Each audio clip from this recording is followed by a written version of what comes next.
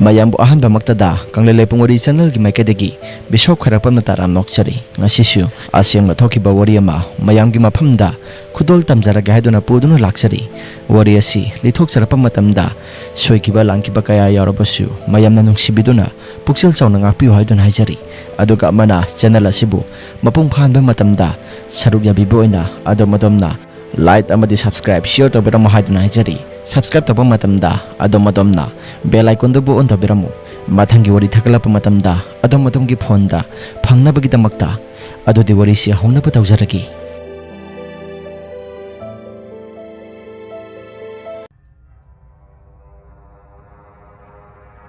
matamado sahi khara mamangi wari makhakni matamado da idea suki matik yamna ki khiba thogdo amaga loinana ngasi maksu ai isa maksi hairiba ka asida sangba matamda isa si kitang di khogdak chari bani matam maduda ai khugi kaka si asuki mitik yamna hida asi sizin narami hida khaibadi yu asi aduna mahaki mapunsi tengki bagi maramasi maduna yamna sauna ohelakli bani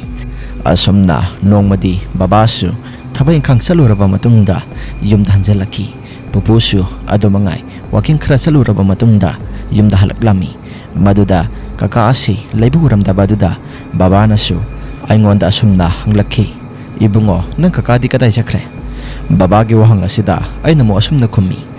baba aisu lairik paringai matamda kadai tana sakrabano haibasu aide mata khanghongdre isanda hanglagadi khangbasu yai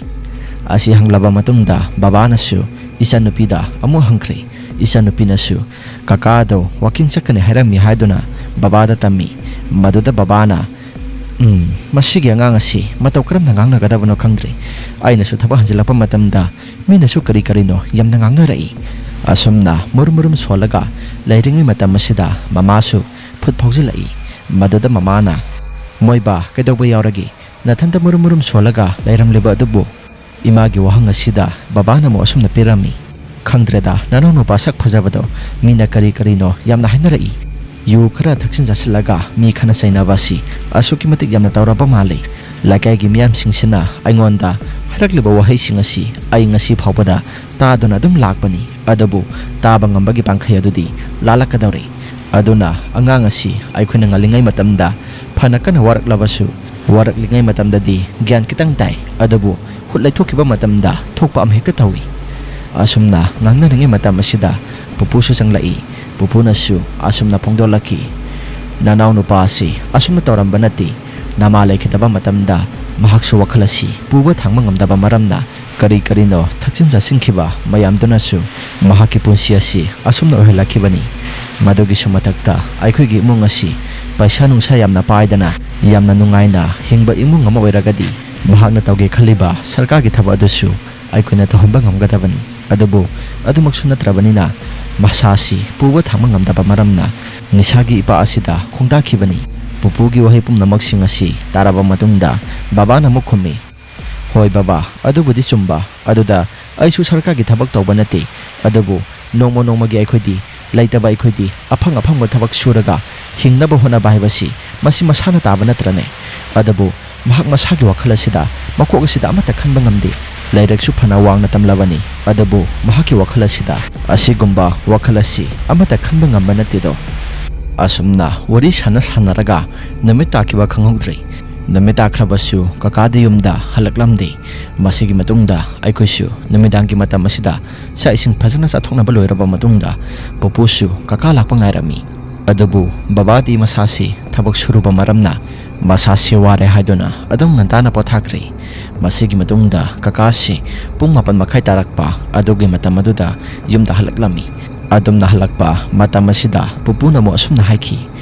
ibungo tomba nangasi nasana sokradi gyan taba yarabani nang pharabasu phatrabasu nang sahiasi angang natrabani nang na kari karino khara thaksin jasilaga mi khana sainaba tawribasi kari maramgeno nupi angang thijilo haibasu nang di yade nayambasina imung manung punaba honaribasi nang sukradi mating pangba yai masigi ona tainabada nangna migi sengkok tong na bagi damakta namit chupa ama yu adum ngauraga mi khana sainaba adum tawri masi kari maramgino nangi pendaba kari laibano ipada sengna hayo asi haraklaba matungda kakana so asum na haiki Baba aina tawriba thabaksing asi baba hoina amata khangba nati aina pamjaba aina khanjaruba manglang kaya kaikhiba maramna nisagi pakta tainaribani aina maduda pupuna mo asumna khumi o pandam ama ningba kaikhre haiduna nisagi pakta tauba phajai isagi wakhalon asi thagataba ngamdi haibirisine he hayangna sado narakpa tarabadi aidi hana phau yengloiko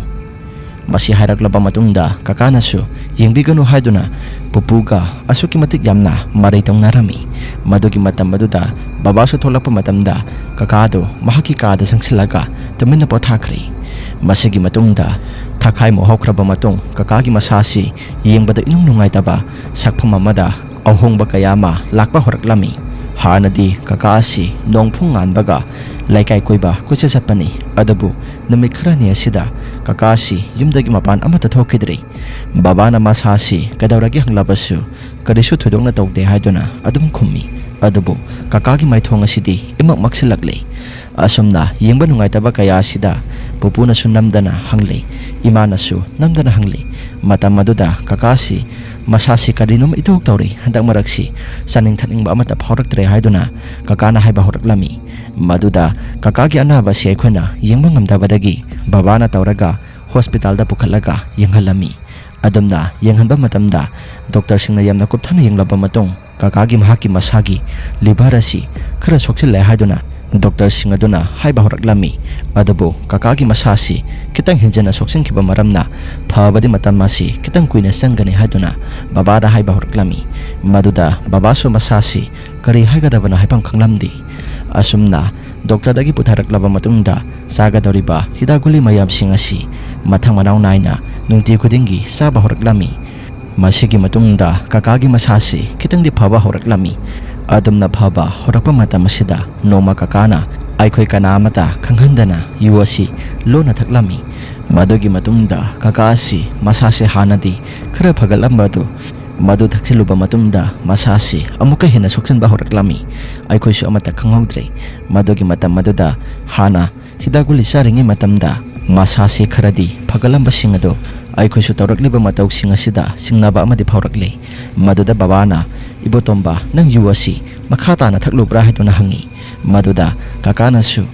lambida sum satlingai matamda hana mahakna tinaramba mamanaba singado thingnaba maramna glass amani di thakluse haina duna aisu imanabaduga yuado thakminarure asi haidaklaba matungda babasi asuki matik yamna kana saurami masigi matungda kakasi hana masasi kitangde phajarambadu hojikti masasi hana naramba sangadudagi hena amuke hena naba horaklami kakagi matau kaya singasida aikogi imong manung asi asuki matik yamna waba haibadu oiba horaklami maduda babanasu yamna ningamdana ibotomba nang nasasi nasana nasasi awabagi ipakta puthare haiduna babasi masasi asuki matik yamna mathoi nungairamdi masigi matungda hospital tamna pukhalabasu kakagi masasi ikan kana khide masasi hena hena suksilakpa haibado oirakle doctor nasu sagano thakano haiba pota sasalurabanina liver asi asuki matik yamna phibam sokna hana suklamba sangdagi hena amuke hinjingkhre aduna aikuna phana kana hotnarabasu mahaki masasi di kanba ngamlaroi aduna yumda putharaba matungda mathawai nungainabagidamakta seba tawroro haiduna aikoida haiba horaklami madugi matungda aikoigi imungi miyosing asi asuki matik yamna thamoi kainakhi asumna kakagi anabasi asum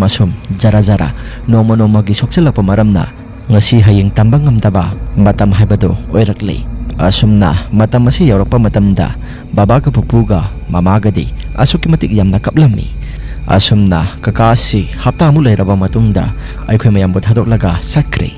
adumna kakasi he thadoklaga sakhiba matam asida aikhoi mayam asi asuki matik yamna kaplami adabu laikai gi myoi kharanadi kakana lekhidaba maramasi mayamnasu khara makhadi matik he sai haidanasu ngangnabasu yongnaribani maramdi laikai asida kakana yu khara thaksin jasilaga phuna sainaba tawkhriba mayam singado maduna maram oiraga laikai gi miyo singnasu hainaribani masigi matungda kakasi leitrabanina laikai mayam sanglaga seba tawnabagidamagta semba saba pumnamak loisille adamna kakasi seba tawasisu laikai mayam sanglaga pulap loisingkre matam maduda idi class 11 kabada ngairiba matam oibanina ai isagisu ka asi tongana tumjari adubu aina tumliba ka asi kakana tumlamba ka asigadi thangnaribani maram asina matam pumbada aidi isase hainadaba haibado oirakadawri adubu siba numisi amadi aisu kaya kana henjanadi kibasi isada phaurude masigi matungda aigi isasi asuki matik yamna kijaba haibado oirakadawribani masigi matungda kaka laikhidraba matung kaya hena thudongnadi tamnabase amata yaurakte adubu kakana tumlamba ka asiga aigi kaga thangnana tuminarabanina aisu isada kithekiromde kitang tawrami adubu room manung asida kaya kanadi hena tamnabasi amata tawdabanina aisu kaya kanadi henjana khanjalude masigi matungda astisu pangthokpa loikre sora tawgadaba namit ini humni muktang ngairaklaba matam asida numese nahankidi kaya kana ai di sasi kibadi phorudabani adubu numese madi yamna haifam tawpham khangdana kiba amadi phawba horaklami masigi matungda aisu baton tawba saluba maramna isasi asuki mati yamna soktharami adumna aina sokthana numidangi matam saksa dringai mamang asida ngihaktang di aisu phamung asida tumthaba yabra haiduna aisu tumba themlami adumna tumthaba themdengai matam asida aigi phaklangda theliba phaklang ghari edu makhada masa mathanta pop long hekta taraklami matawodu daisu urum sarum tawrubaga asuki mati isasi khampre hekta khangi adumna aisu ghari tabo erambaduda isase kitangdi phathajare masigi matungda aisu tarakliba ghari adu khungatlaba matungda aisu hana masana thelamba mapham aduda amuk thechelami aduga amuksu aina phamungda sangsilaba matung tumthagi haiduna amuksu tawrami adumna tumthagi haiduna tawringe matam asida imanasu sakloisille sanaba tawrase haiduna lauba horaklami masigi matungda aikhoi mayam sanglaga saga sisu phajana sathoknare saga si saba heklo singkiba maramna masa masagi maphamda tumbalone sangnakre aisu aigi iphamda tumma sanglakle adubu isasi uithaba horakpa matamda mapham marang khangdana aigi isasi phengpheng songba makhai pungkhangda khangba horaklami matam maduda aisu mataw karam isasi pungkhangda khangba horaklibano haiduna wakhalda khanba horaklami madudagi aisi tumthagi haiduna phanakana hotnarabasu tumthabasi papa hekta yaramde masigi matungda pung asi phagi pung tara mathoi tarakadawre aisu isasi haifam khangdana warabanina tumthabasi asuki matik yamna pamlami adubu tumthagi hek tawbaga isasi adom khanglaga leirabanina mataw karam natunggadawribano haibasi wakhalsi asuki matik yamna warami aisu tumthaba yanabagidamagta kari no jaja yamna tawrami adubu aina adumna tumthaba yadana leirengi matam asida kakagi ka thangba domdagi kakana nawai hinglingai matamda anabasi yararoi khanglapa matam aduda nahebagi makholadu taba horaklami matam aduda idi sasi hana tumthabasi yada leirengi matam asida makholadu tarakpa matamda isasi haipeti tarakliba makholasi kadum thangba saruktagi no haiduna isu asuki matik yamna munna tarami adubu tarakliba makholasidi kakana hana tumnaramba ka manung asidagi taboiraklami matawaduda idi isasi kibuna karino matawkre imahoigi manakta sake khalabasu isasi khong thangba thoklamdi phamungdagi kumtharage khalabasu masi phawbo lengma ngamlamdi adumna tawringai matam asida nahibagi khonjelasi asuki mati yamna kanna nahiba horaklami aisu tawriba mataw kaya sing asida nakong asi mensilaga khanglabani kibasi isada asuki matik phawba horaklami Temen-temenna lainaram balaikai huisingsu mapham marang khangdana pangkhongna khongba horaklami tawrakliba mataw kaya sing asida idi sasi laita phama amada khanglamdi mama hoi baba hoi di isisina loina tumthana kiba matam oibanina makhoidi amata tatraba male tarakliba khonjal asidi ai than khaktani asomna tawrakliba mataw kaya sing asida idi haifam tawpamsu amata khanglamde asomna kiraba khonjal mayam sing asi aisu ahing asida asuki matik yamna wana takraba matungda nonganba phawdi yamna wana ngairami asomna nongalaba matungda isu imada ngarang thokriba thodopum namak singado loina tami maduda imana aina tamliba pum namak singado arembada wasu amata ngangano kanasu karisu amata tawte haidona aingonda seraklami aisu imana serakleba mayam singaduda asengbane haidona aisu imada yamna kana haijarami adubu imanadi thajaba koba amata laikhidre masigi matungda aisu aigi ka asida tumba kiba horaklei adubu karidi upai lei kirasu kina ai isaki ka oibanina tumba adumak tabani Masigi matungda sorat hayengni haiba numit asida aisu egi kaada kina tumnabagidamagta ngasidi ngantana tumtharage khalaga aisu tumthaba horaklami. Adumna tumthakraba matung asida aigi mang asida kakana laklaga ai asi lampakta sanaba thoksa law haiduna aigi khurasi pairaga jingge tawi. Maduda aisu kakada kaka ai sanaba sapangamlo ai isasi inung nungai te haiduna kakada haiki. Maduda kakana sanaba asi sataba yaroi haiduna aingonda yamna kanna ngangba horaklami. Matam maduda aidi kakana hairaklabanina sanaba asi sakya haiduna tawi. Adumna sanaba asi satnabagidamakta but ado aina paiba horakpa matamda kakasi masadi amata lairamdre. Kakagi mahutta aigi phamang asida musin muba ama khongrai chalaga ingonda monne yenglaga noklaga lairibado aina uba horaklami. Matawaduda aidi isasi kiba mankibana yamna kana laurami. Adubu aina makeup tholakpa matamda ai isagi khut asi thabakta thamlaga tumlaga lairami. Matawaduda isu hojikta mangda ukriba singado aduna maram moiraga isi asuki matik yamna kiba horaklami. Hanadagi sukharanaga kiraga laibaga tawrakliba mataw kaya singaduda isi isasa haipam tafam amata khanglamdi. Masigi matungda kakaga ai katainabada lairiba phaglang asi kanagumba misak amana tungtung launa thinbagi makholama taba horaklami. Matam maduda aidi isasi hanaga kharanaga kiraga laikhiba maramna mit asi kibana sapsap hekta yungkhatli. Adumna tawriba mataw kaya singasida thinba asisu asuki matik yamna kanna thinba horaklami. Adumna tawrakliba mayam singasida aigi wakhalda asumna khalli karino handang marak tawrakliba mataw kaya singasibo kakagi thawai asi mahakna tumnaramba ka asida lehuraba zala aidi isasi karino itok tawreda. Asi khana lairingai matam asida baba su mahaki mamangda asuki matik yamna kana lauraklami. Baba na laurakpa asida ima su taraba mali. Adumna imana su baba da kaidaurage haiduna hangi ai su tan sare khanduna baba gi manakta yamna kana sensilami. Adumna imana hangba matam aduda baba na sumna hairakhi as aikhoigi imong asi karinum itok doba malida. Aikhoigi imong asi mai yamna kana sai haiduna yamna tawrami. Maduda isu mangkap naboy karibo yamna kana laukhibani. Asi hairaklaba matungda aisu ngasai thingnakriba mayam singado babagi imagada loina tami. Madugi matungda baba na asumna hairakhi aisu khangi marak ta isu khara di thingnaba yauribani. Aduna sorat asi mapung phana phajana loisingkraba matungda adum mathanta phakibasu yaida.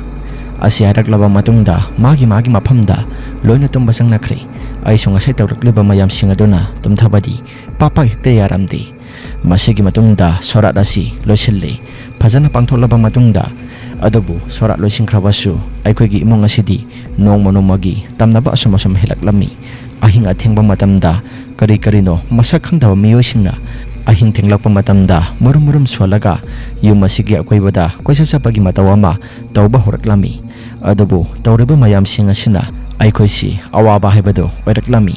Masigi matungda babana su maiba ama kauraba matungda karino phajana yenghalli. Adubu maiba sinasu phajana kanna hotnaraba matungda tamnaramba pumnamak singado loina phakre.